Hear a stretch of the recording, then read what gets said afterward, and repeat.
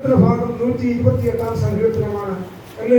ഇത് സാധാരണ നമ്മൾ വായിക്കുമ്പോൾ നമ്മൾ ചിന്തി ഒരു വിവാഹവേളകളിലൊക്കെ എന്ത് ചെയ്യാറുണ്ട്, അല്ലെങ്കിൽ വിവാഹ സദസ്സിലൊക്കെ വായിക്കുന്ന ഒരു വേദഭാഗമാണ്. അല്ലെങ്കിൽ എന്നതിലുപരി അല്ലെങ്കിൽ ദൈവമക്കളെ ഈ സങ്കീർത്തനം അല്ലെങ്കിൽ നമുക്ക് മനസ്സിലാക്കുവാൻ കഴിയുന്ന ഒരു ആത്മീകന്റെ കുടുംബത്തെ എന്ത് ചെയ്യുന്നതാണ്, അല്ലെങ്കിൽ ഫോക്കസ് ചെയ്യുന്ന ഒരു സങ്കീർത്തനമാണെന്ന് അല്ലെങ്കിൽ ഈ 128 ആത്മീകൻ എന്ന് പറഞ്ഞാൽ എന്താ? അല്ലെങ്കിൽ ഈ ആത്മീകൻ എന്ന് പറയുമ്പോൾ ദൈവസഭയ്ക്കകത്തുന്ന പല ഗ്രൂപ്പുകളുണ്ട്. ആത്മീകനുണ്ട്, പ്രാകൃതനുണ്ട്, ജഡികനുണ്ട്, അനാത്മീകനുണ്ട്, എല്ലാം ഉണ്ട്. ഇതെല്ലാം അല്ലെങ്കിൽ വിശ്വാസികളുടെ ഇടയിൽ പല അനുഭവത്തിൽ വിശ്വാസ സംബന്ധമായി ജീവിക്കുന്നവരാണ്. എന്നാൽ യഥാർത്ഥ ആത്മീകൻ ആരാണെന്ന് അറിയണമെങ്കിൽ ഈ സങ്കീർത്തനം എന്ത് ചെയ്യണം? നാം വായിക്കണം. അല്ലെങ്കിൽ യഥാർത്ഥ ആത്മീകൻ ആരാണ്? അല്ലെങ്കിൽ 1 വാക്യം വായിച്ചേ. യഹോവയെ ഭയപ്പെട്ട് അവന്റെ വഴികളിൽ നടക്കുന്ന ഏവനുമാണ്. അല്ലെങ്കിൽ അവനാണ് ആത്മീയൻ. അല്ലെങ്കിൽ ശ്രദ്ധിക്കുന്നത്, അവനാണ് ദൈവഭയൻ, അവനാണ് ദൈവത്തെ അറിയുന്നവൻ, അവനാണ് ദൈവത്തെ ഭയപ്പെടുന്നവൻ. അല്ല, ദൈവത്തിന്റെ വചനം പറയുന്നു, യഹോവയെ ഭയപ്പെട്ട് അവന്റെ വഴികളിൽ നടക്കുന്ന ഏവനും. ദൈവമക്കളെ, അതല്പം പ്രയാസമാണ്. അല്ലെങ്കിൽ യഹോവയെ ഭയപ്പെടണം, അല്ലെങ്കിൽ ദൈവത്തെ ഭയപ്പെടുക. ദൈവമക്കളെ, ദൈവമക്കൾക്ക് തീരെ ഇല്ലാത്ത ഒരു കാര്യമാണ്. അല്ലെങ്കിൽ വിശ്വസിച്ചാലും വിശ്വസിച്ചില്ലെങ്കിൽ ഞാൻ പറയാം, ദൈവഭയം വളരെ കുറവുള്ള ഒരു കാലഘട്ടം. അതുകൊണ്ട് ഭക്തന്മാർ യഹോവയെ രക്ഷിക്കണമേ. ഭക്തന്മാർ ഇല്ലാതെ പോകുന്നു, വിശ്വസ്തന്മാർ എന്ത് ചെയ്യുന്നു? മനുഷ്യപുത്രൻ കുറഞ്ഞുകൊണ്ടിരിക്കുന്നു. അതുകൊണ്ട് ഭക്തൻ ദൈവത്തോട് നിലവിളിക്കുക.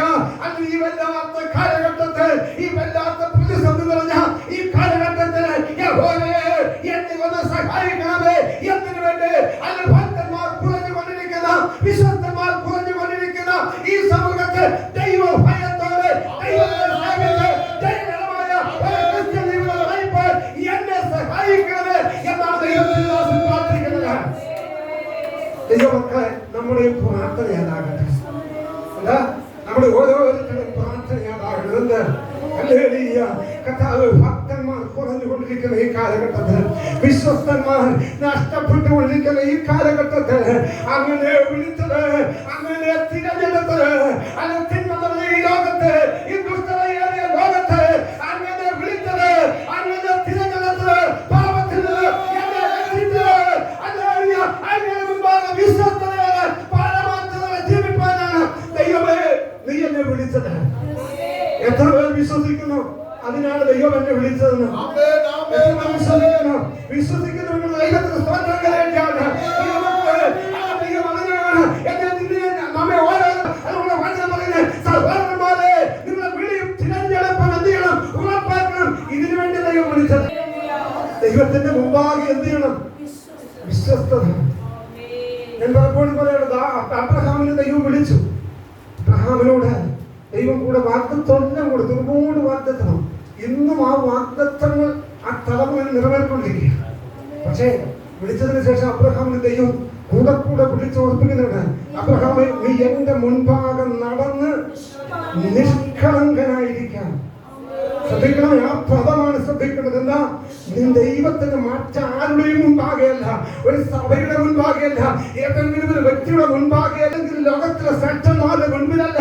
കർത്താവ് പറയുന്നു, എന്റെ മുൻപാകെ, ജീവൻ മുൻപാകെ, അല്ല കന്യപക്ഷമായി ഊരുന്നത് അന്യദൈവങ്ങളെ സേവിച്ചുകൊണ്ടിരിക്കുമ്പോൾ അവയുടെ നടുവിൽ നിന്ന് നിന്നെ വിളിച്ച്, നിന്നെ വേർതിരിച്ച് ശ്രദ്ധകരമായ അനുഭവം തന്ന് നിന്നെ തിരഞ്ഞെടുത്ത ആ ദൈവത്തിന്റെ മുൻപാകെ നിഷ്കളങ്കനായിരിക്കണം. ഇത് പകരം നമുക്ക് കഴിയുന്നുണ്ടോ? അദ്ദേഹം ദൈവമക്കളുടെ സമയം പോകുന്നുണ്ട്. അതുകൊണ്ട് ഞാൻ അത് ഒത്തിരി വിവരിക്കാൻ ആഗ്രഹിക്കുന്നില്ല. ദൈവത്തെ ഭയപ്പെടുന്നവൻ ദൈവത്തെ സ്നേഹിക്കുന്നവനാണ്. സങ്കീർത്തനം പറയുന്നത്, ഭയപ്പെട്ട് അവന്റെ വഴികളിൽ നടക്കുന്ന ഏവനെന്താണ്? ഇന്ന് പല ദൈവമക്കളെ നമ്മളെല്ലാവരും ആദിഷ്ടവരട്ടെ. അതിന് താഴോട്ട് വിളിക്കുന്ന വായിച്ച് കൊടുത്തേക്കാം. ഭയപ്പെടുന്നവന്, അവന്റെ വഴികളിൽ നടക്കുന്ന, അവന്റെ കൈകളുടെ അധ്വാനം മറ്റാരും എന്ത് ചെയ്യത്തില്ല, അത് എടുത്തുകൊണ്ട് പോകില്ല, അത് നഷ്ടമായി പോകില്ല. നിന്റെ കൈകളുടെ അധ്വാന ഫലം എന്തെയും നീ തിന്നും. അതെ, നീ ഭാഗ്യവാൻ, നിനക്ക് നന്മ വരും. ദൈവമക്കളെ, ഇത് നമ്മളെന്നും ദൈവത്തോട് നമ്മുടെ ഒരു അവകാശം കൂടി, വാഗ്ദത്തം കൂടി. അവകാശം പറഞ്ഞ് എന്ത് ചെയ്യണം? പ്രാർത്ഥിക്കണം. പ്രാർത്ഥിക്കണമെന്ന് പറഞ്ഞാൽ നമ്മൾ ആ ഒന്നാം വാക്യം പോലെ ആയിരിക്കണം നമ്മുടെ ജീവിതം. കളികളെ, അവകാശം പറയാൻ അവകാശം വാക്കായില്ല, അവകാശിയ. പക്ഷെ അവകാശമുണ്ട്, ഉണ്ടെങ്കിൽ അവകാശം ഉന്നയിക്കണമെങ്കിൽ നമുക്ക് അധികാരമാണ്. എന്താ? മക്കളുടെ അവകാശവും അധികാരവും ഉള്ളപ്പോൾ തന്നെ അത് വചനത്തിൽ കൂടെ നാം എന്ത് ചെയ്യണം? അല്ലെങ്കിൽ ദൈവത്തെ ഭയപ്പെടുന്നവനായിരിക്കണം, ദൈവത്തിന്റെ വഴികളിൽ നടക്കുന്നവനായിരിക്കണം. നിന്റെ കൈകളുടെ അധ്വാന ഫലം നീ തിന്നും. നീ ഭാഗ്യവാൻ, നിനക്ക് നന്മ വരും. ശ്രദ്ധിക്കണമേ, അതാ ദൈവത്തെ ഭയപ്പെടുന്നത്, ദൈവത്തിന്റെ വഴികൾ നടക്കുന്നതിന് ഭാര്യ എന്ത് ചെയ്യും? വീട്ടിനകത്ത് ഫലപ്രദമായ, ശ്രദ്ധിക്കണമേ, അകത്തൊരു വിളിപ്പതിന്റെ കൂടെ ഫലമുള്ള മുന്തിരി, ഫലമില്ലാത്ത ആവരുത്. യഹോവയെ ഭയപ്പെട്ട ദൈവവഴികളിൽ നടക്കുന്നവന്റെ അല്ലെ മുന്തിരിവള്ളിയിൽ ഫലമുണ്ടാകും. അല്ലെങ്കിൽ ഫലം അവൻ അന്വേഷിക്കും. അല്ലെങ്കിൽ ദൈവമക്കളെ, യേശു കർത്താവ് അറിയാമെന്നോ, അല്ലെങ്കിൽ നടന്നു പോകുമ്പോൾ അല്ലെങ്കിൽ ഒരു വൃക്ഷത്തിൽ എന്ത് ചെയ്തു? അവൻ ഫലവും അന്വേഷിച്ചു. അല്ലെങ്കിൽ അവിടെ പറയുന്ന ഫലകാലം അല്ലായിരുന്നു. പക്ഷെ എന്നിട്ടും അവൻ എന്ത് ചെയ്തു? പക്ഷെ ഇതല്ലാതെ എന്തില്ല? അത്യവസരത്തിൽ ഇതുവല്ല അത്യവസം. അല്ലെങ്കിൽ അത്യവസത്തിൽ ഇനിയല്ലാതെ എന്ത് ചെയ്യുന്നില്ല? മറ്റൊന്നും കണ്ടില്ല. അല്ലെങ്കിൽ ദൈവമക്കളെ, അല്ലെങ്കിൽ തളച്ചു വളർന്നു മാറിക്കാം. പക്ഷെ ഫലമില്ലെങ്കിൽ തലക്കനിയെങ്കിൽ എന്ത് ചെയ്യണം? അല്ലെങ്കിൽ നമ്മുടെ ജീവിതത്തിൽ ഉണ്ടാകട്ടെ.